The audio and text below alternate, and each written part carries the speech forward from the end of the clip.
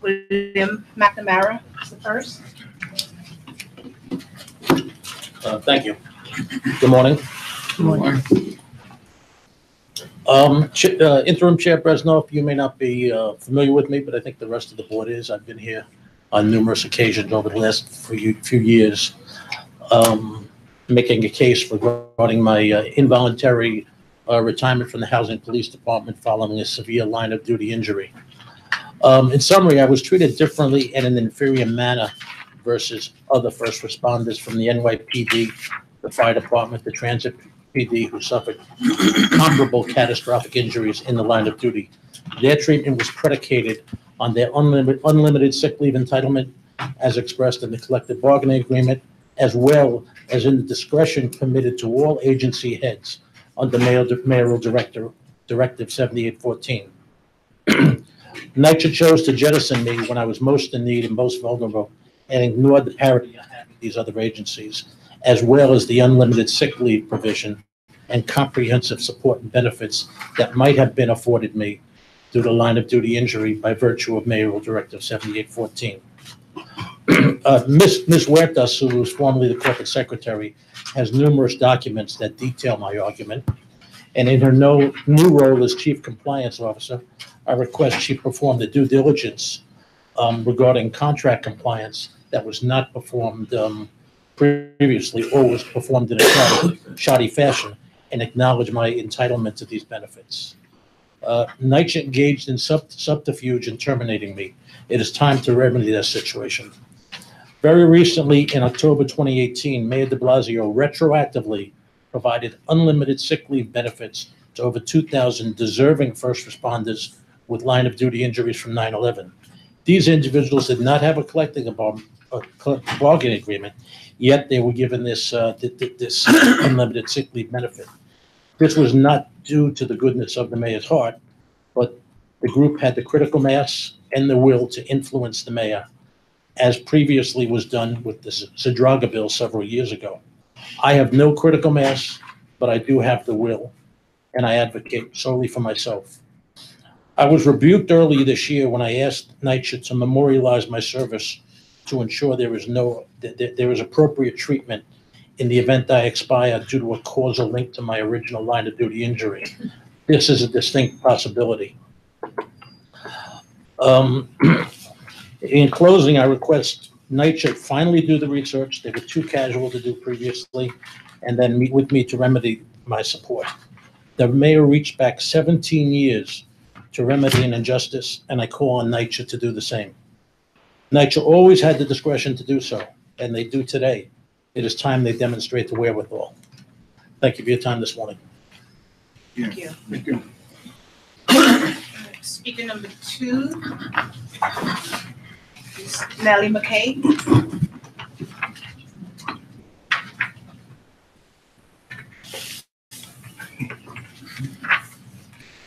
Did you write the letter?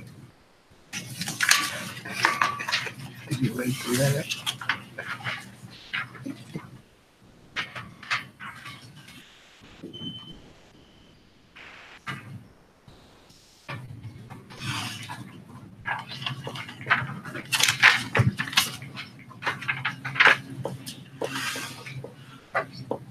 Good morning. Good morning.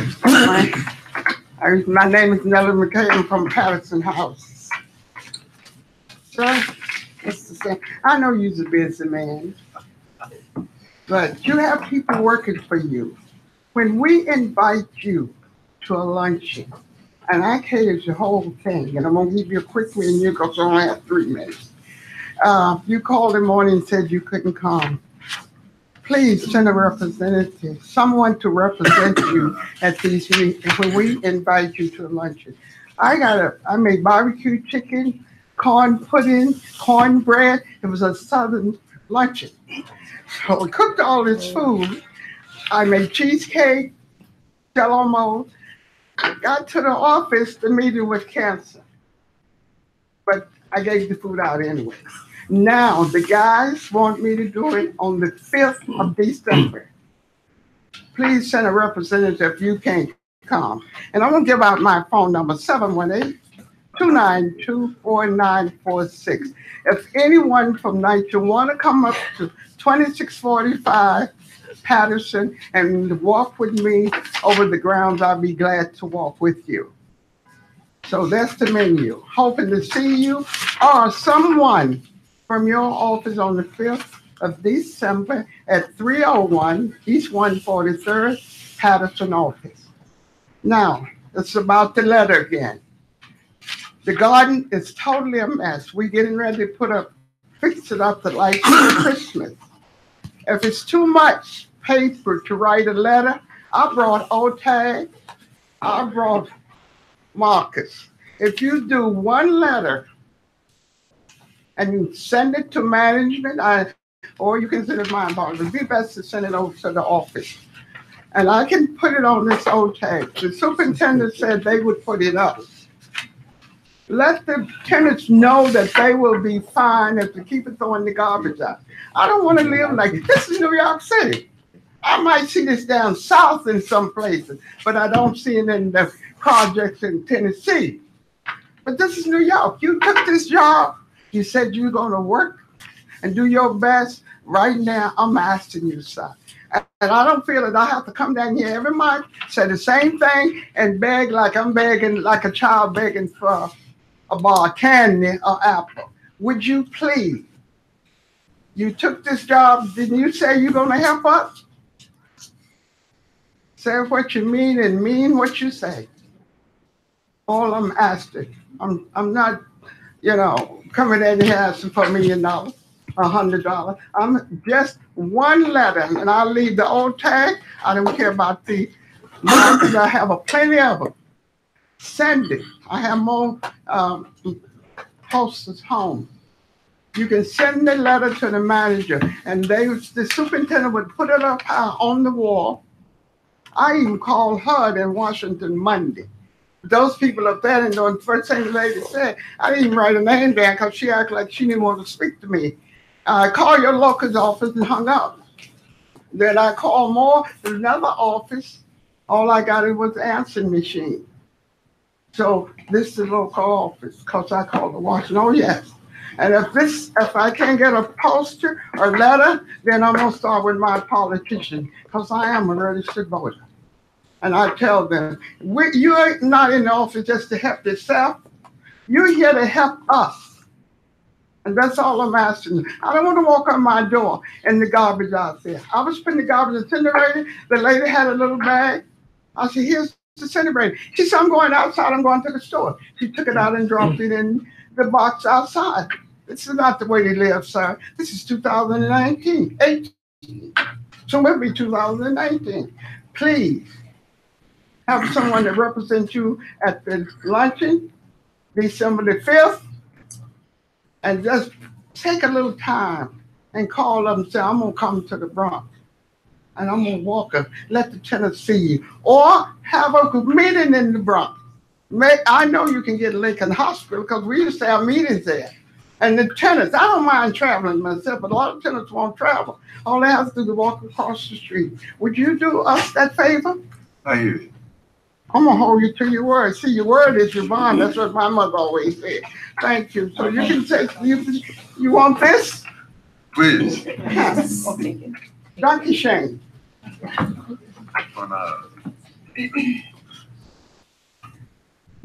Chair, that concludes our public comments portion. We will proceed with the regular calendar. The first order of business is to adopt the minutes of the regular meeting of Wednesday, October 31st, 2018. Do you have a motion? Motion. Move. Second? Second. All in favor? Aye. Any opposed? We now proceed with the chair's remarks. So good morning. We have a full agenda today, as is usually the case.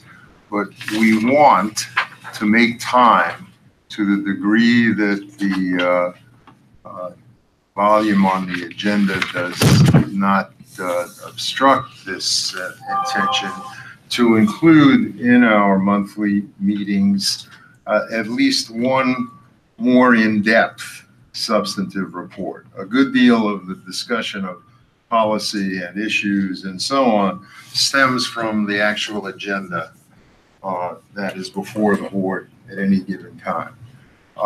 We want to make time in the board meeting, as I say, for some more in-depth discussion, perhaps around an issue of the moment, perhaps something that is of importance in and of itself on a continuing basis, and make that a regular part of the general manager's report.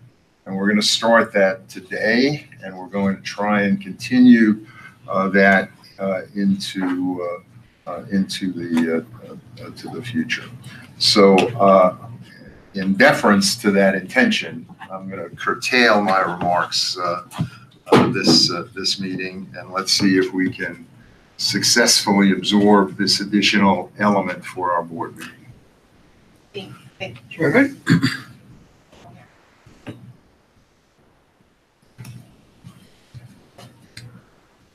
Good morning. Good morning. I'm Joey Koch. I'm the Senior Vice President for Support Services and Operations. I'm going to be speaking on heating issues that occurred over the Thanksgiving holiday. At the beginning of heat season, we promised residents they'd see an improvement. Improvement doesn't mean perfection. It means fewer outages, and it means faster restorations. We saw the coldest Thanksgiving in over a century coming, and we put together an aggressive plan to minimize heat issues for our residents. These additional steps included increased staff at developments, doubling the roving teams, additional skilled trades such as plumbers and electricians, and more call takers at the customer contact center. It wasn't perfect, but the results were a vast improvement on last year despite the drastic drop in temperatures. Our increased staff efforts were able to detect potential issues early enough that resulted in 28 developments experiencing some sort of heat and hot water issue, as opposed to 58 developments last year. For those that were impacted, interruptions were restored in 11 hours on average.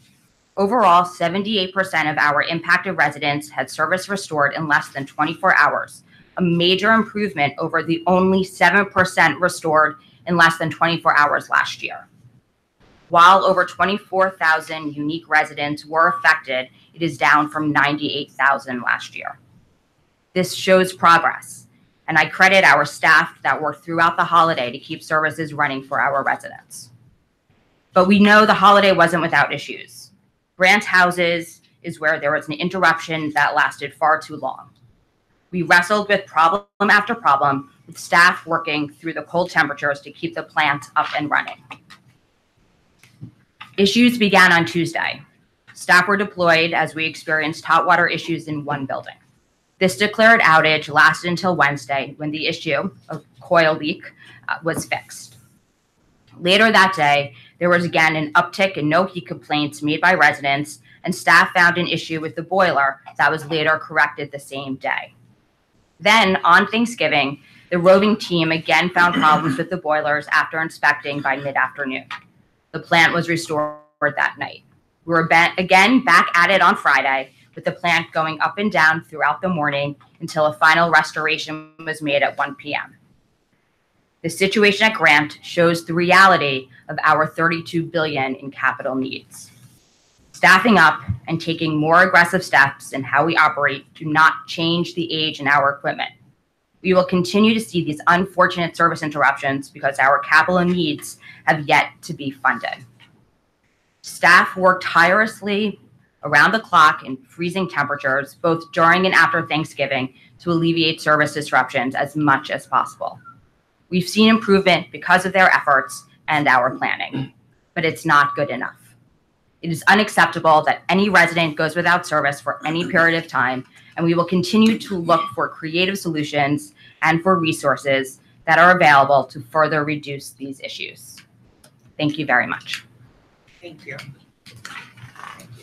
Just one, I want to get the numbers right.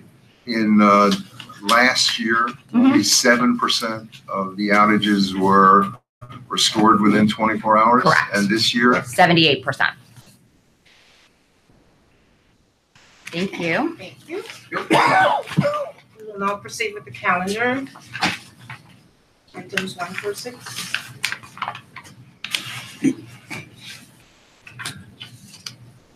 Good morning, Deborah Goddard for Capital. Let's start. Item 1 is the recommendation to reject all bids in connection with the sandy restoration work at various developments in Brooklyn. Those developments being Surfside Gardens, O'Dwyer Gardens, and Coney Island Site 8.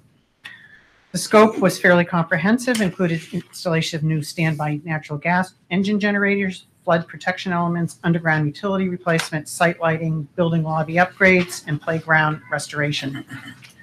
We received 6 bids. The lowest bid was 36% higher than our estimate. We simply can't afford that kind of variance in this program. We are going back to the drawing table to revisit the scope, obviously maintaining what we have to do within the FEMA grant. And we will rebid this project. This action puts this project off schedule, but until this point, it was not intended to proceed before now. Item number 2 is the rejection of the sole bid at Beach 41st Street, restoration associated with Sandy. This was to address restoration work at 5 playgrounds. 1 bid package was picked up, 1 proposal received. The bid variance was twice the expected estimate, twice the estimate. So we are going to go back out to bid.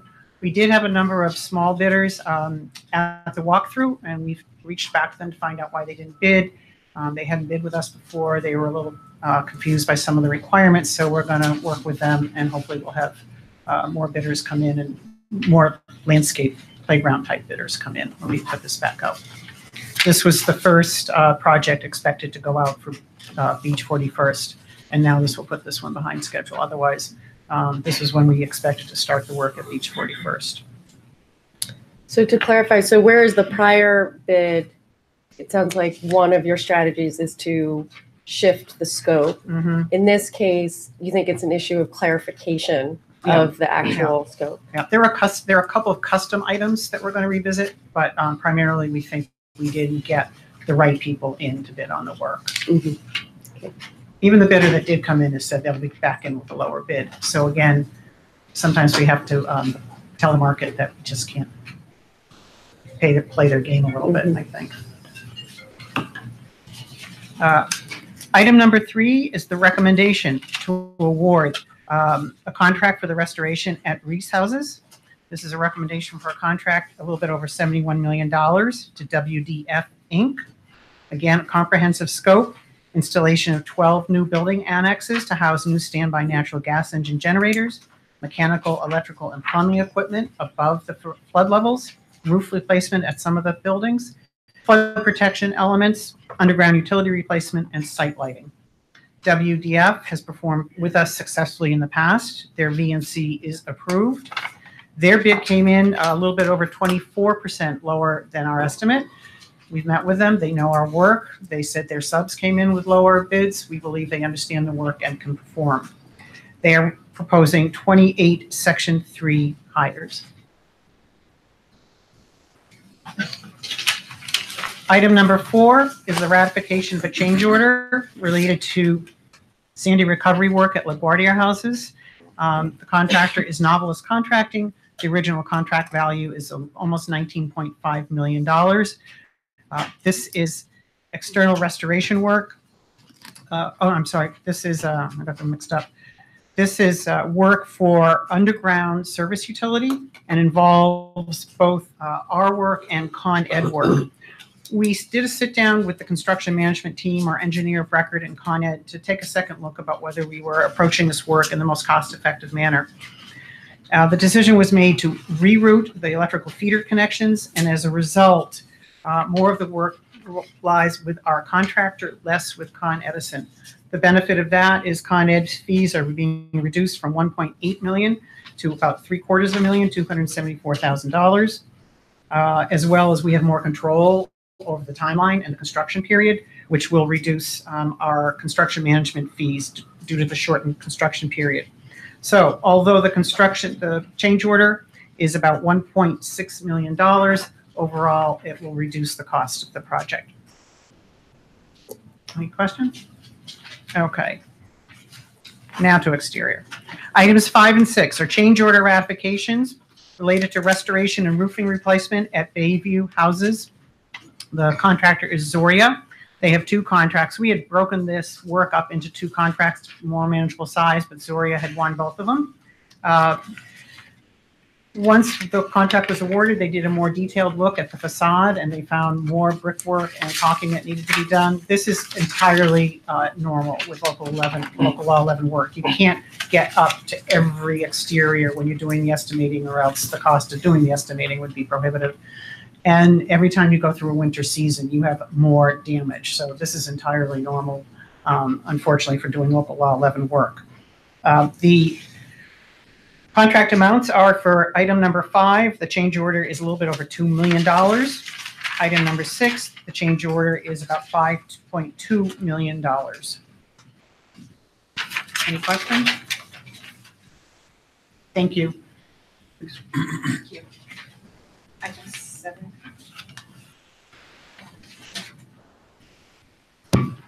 Good morning, Tricia Roberts, VP of Finance, here to present item number 7. Item number 7 is asking for authorization to enter into an agreement with Laz Parking LLC. The authorization is requested for the agreement for the administration of the authority's parking permit program, commencing on December 1st, 2018, and continuing through November 30th, 2023, or commencing on such date as determined by the general manager or the EVP of Finance. Is continuing for 5 years and includes 2 one-year renewal options to be exercised by the authority. The authority requested a RFP on April 17, 2018 for the administration of the authority's parking permit program. It was advertised in the city record as well as the authority's website. Submission deadlines were entered at July 20th, 2018. One of the bidders that we have is Laz Parking, is our subcontractor to our current parking vendor. And the services that we had outlined and looking for is administering the issuance of permits to residents, employees, as well as the general public, dealing with our parking application and permits program, parts of the program, customer service, leading to issues in terms of location, lost permit, change in vehicles, availability of spots, enforcing the parking rules, relocating the parking spaces, and maintaining the parking website to make sure that the waiting list is being maintained. The agreement is include in, also maintenance of these particular areas, maybe painting, pothole repairs, furnishing, and installation of signage, any snow removal, fences, gates, and supplements to the contract. It's full service, so all the work would be done within the actual work of the program to ensure that it's effective, and it will not be taking away from the work of our maintenance workers who can focus towards working on the actual apartments. Any questions? I have a question. Yes, sir. So the total cost is $6 million. Does the $6 million include the actual doing of the maintenance of the parking facilities, or just the administrative part of the maintenance? In other words, if a parking lot has to be repaved or something. It's the total. So the repaving. Full. Yeah. The paving, the annual fees, the permit fees, all services needed. Yes. Thank you. Taking a step back, my recollection of bringing in an operator was so that we could better manage the parking assets that the authority has, and actually perhaps bring in revenue. So this is the cost side of the equation. What can you share with us about what revenues we hope to offset with this cost? Absolutely. So the additional potential revenues is about $1 million. 1.2 million. So it's an increase of 956. So relative to the year over year, this 6 million is over the 5 years. So we are definitely, it's paying for the process and still bringing in additional revenues as expected. But you said, just a question, there's an additional 900,000 of revenue. That's above what? What number? Above what we were getting before, which was 270. So creating this whole program and allowing them to manage it over the 5 years will bring in an additional 956,000 potentially, and it will also manage the process. So it's kind of self-contained. Before, what we were doing is that we were administering the permits internally. If there was issues in terms of parking and painting and snow removal, we were depending on our caretakers at the development, which was taking away from the work that they were presently doing. So this all-encompass program would actually take care of the services, make sure that the whole process is maintained, plus actually we're generating revenue if it wasn't doing that before. Can I just add one other item here? Indian from the VP of Finance. Current revenues for parking are around $4 million. So the increment of the $1 million will be expanding our reservations on our parking. 4 million annually. 4 million on an annual basis. So this now makes it 5.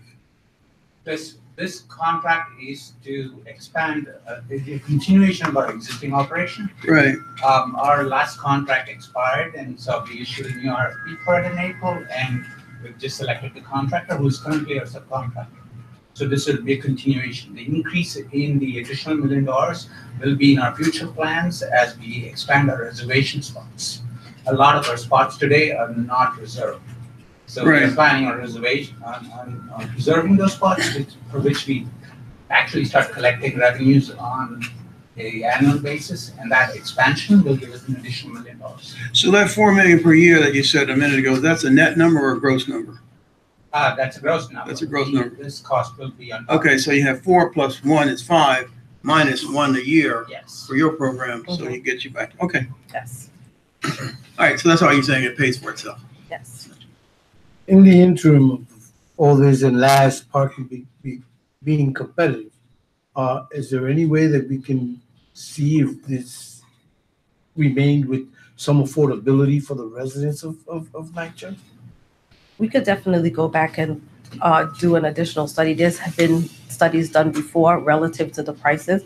The actual pricing is in the benefits of the residents. It's really the external groups, which is the general public and employees that are paying it, that's kind of subsidizing it. But the priority is to the residents, and the lower fees is to the residents. I mean, don't get me wrong, I want labs to be profitable, so that we're profitable as well, but you have to consider the long term. Absolutely. Okay, thank you. Thank you. Thank you.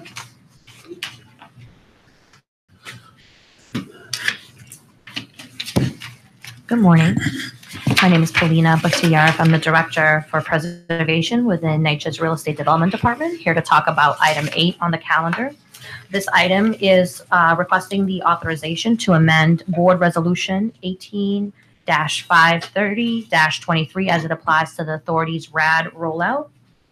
The purpose of this item is to allow the authority to submit a RAD financing plan to HUD for the disposition of up to 25% of units within 3 developments using Section 18 of the United States Housing Act of 1937 instead of RAD. These 3 developments are Bushwick 2, Groups B and D, and Hope Gardens, as were previously authorized for a RAD application by Board Reso 18-530-23, and Palmetto Gardens is authorized by Board Resolution 16-629-12. On March 22nd, 2018, HUD issued Notice PIH 2018-04, which allows public housing authorities like NYCHA that are converting at least 75% of public housing units within a RAD project and meet certain other requirements as outlined in that notice to request HUD approval to dispose of the remaining 25% of the public housing units under Section 18 and to apply for tenant protection voucher funding for those units. This approach is more favorable to the authority than completing a pure RAD conversion due to the higher contract rents allowed for units that are funded by the TPVs. Please note that the authority elected to convert larger sized units within these 3 RAD developments under Section 18 due to the higher contract rents that can be achieved with the TPV funding. Thus, no units were chosen for Section 18 conversion in Palmetto Gardens, since the development consists of only studio and 1-bedroom apartments. As such, an amendment to Board Resolution 16-629-12 is not required. Any questions?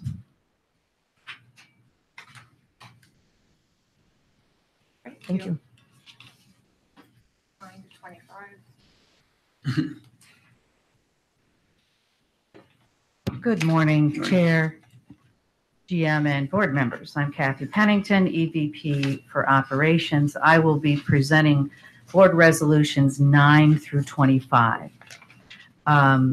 Resolution 24 is being withdrawn by Operations. It was a requirement contract for repair, replacement, and relocation of fire standpipe and sprinkler systems, and we're withdrawing at this time based on a decision to reevaluate the solicitation and reconsider our internal cost estimates to ensure the most competitive pricing. Board Resolution number 9 is authorization is requested to approve a change order to a requirement contract to VC Vitanzas and Sons for labor-only plumbing services, which did not require initial board approval and is subsequently amended for an initial 2-year term with a 1-year renewal to increase the not-to-exceed amount in order to fund the continued provision of services for labor and materials. The amount of this award is $1,274,000, and Section 3 hiring is not required for this change order. Resolution number 10 is requesting authorization to approve a change order to this requirement contract awarded to Mount Olympus Restoration for general carpentry work, which did not require initial board approval, for an initial 2-year term with a 1-year renewal option to increase the not-to-exceed amount in order to fund the continued provision of services during the remainder of the 1-year renewal. The amount of this award is $853,000, and Section 3 hiring plan is not required for this change order. Resolutions 11, 12, and 13. We are requesting authorization to award 3 requirement contracts for maintenance painting of apartments between the authority and Beasla Painting, and 1 between the authority and Simcoe Enterprises Corporation. These are 2-year requirement contracts with a 1-year renewal option to be exercised at the authority's sole discretion. The first contract, it will be dedicated to Jefferson Houses, Corsi, and 335 East 111, and the amount is $1,025,664 to Beasla. The second contract will be dedicated to Forest Houses, McKinley Houses, Eagle Avenue, and East 163rd, and that contract value is $1,168,974 to Beasla. The third contract is going to be dedicated to Castle Hill Houses, to Simcoe, and the value is $1,273,745. And Resolution 14, 15, and 16 is also requesting authorization to award 1 IDIQ contract between the authority and Adelphia Contracting, 1 between the authority and Mount Olympus Restoration, and 1 between the authority and New Apps Management Corporation for maintenance painting in apartments and interior and exterior public places in various developments citywide. The first contract value is at $5 million to Adelphia, and they have submitted a Section 3 hiring plan. And the second contract is with Mount Olympus, also for $5 million. They have also submitted a hiring plan. And the third contract is also for $5 million with new apps. And they have also submitted a hiring plan. And again, all of these contracts are citywide, and they give us greater flexibility in assigning paint work, as we have seen an increase in paint requirements related to a variety of inspections that are ongoing at the agency. A quick question.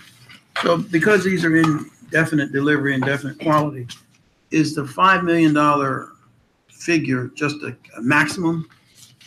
I'm assuming we don't really know how much it's going to be, or is that not the case? Well, based on current demand, it is based on projections of what we need, but we will be continuing to bringing forth additional paint contracts. So, for instance, we did all of our common area inspections last year and have estimates that well exceed what these are for, as far as the need for painting work. Tell me, well, then what is the indefinite delivery, indefinite quality? What quantity? Sorry. What is that? What's the kind? How does that work? Well, this provides capacity, and it provides more flexibility so that we can use these citywide versus assigned to specific locations or boroughs. Okay. That's one aspect of it. Okay. Kathy, how much of this work is associated with the inspections that are going on now? The majority of the common area work will be related directly to the inspections. Some of the unit work also on some of the site-specific developments is related to inspection work. And those inspections are going to continue for the balance of the year. Yes, they are. And so the need we continue with, of course, our in-house painters, but we need the supplemental services of contract painters. Okay, resolution 17, 18, and 19 is requesting authorization to award 3 requirement contracts for maintenance painting of apartments between the authority and Dymo Construction.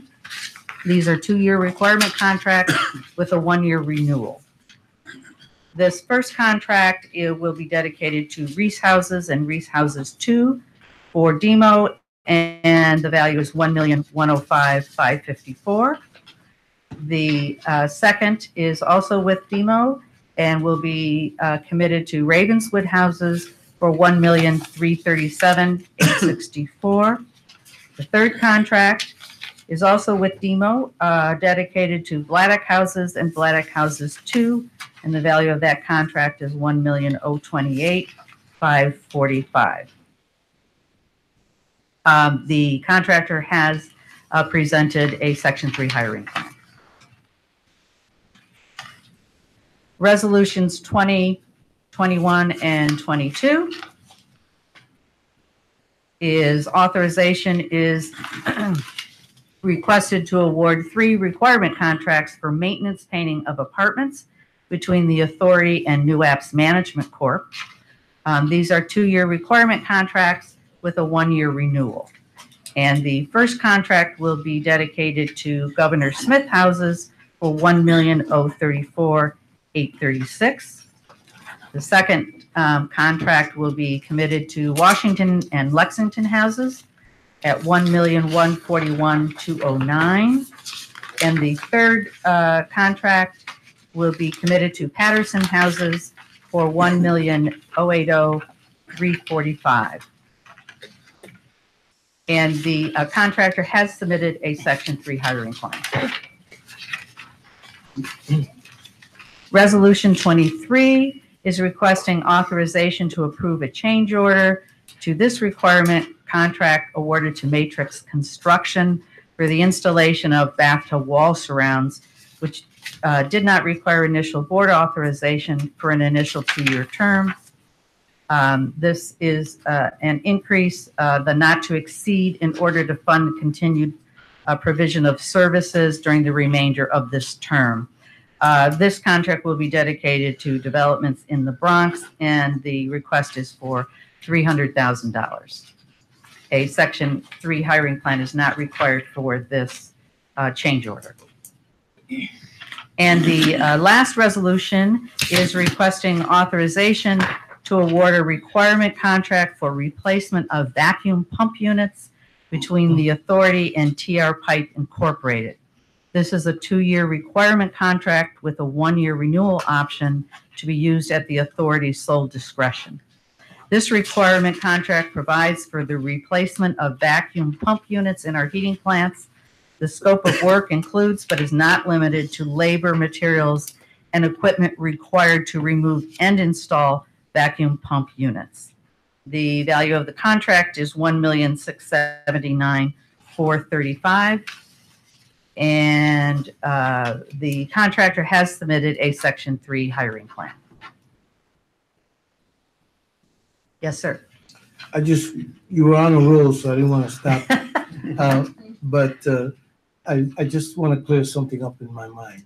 The IDIQ, which is addressing painting, and then you have the other contracts, the requirement contracts for the other locations, Washington Lex and Patterson.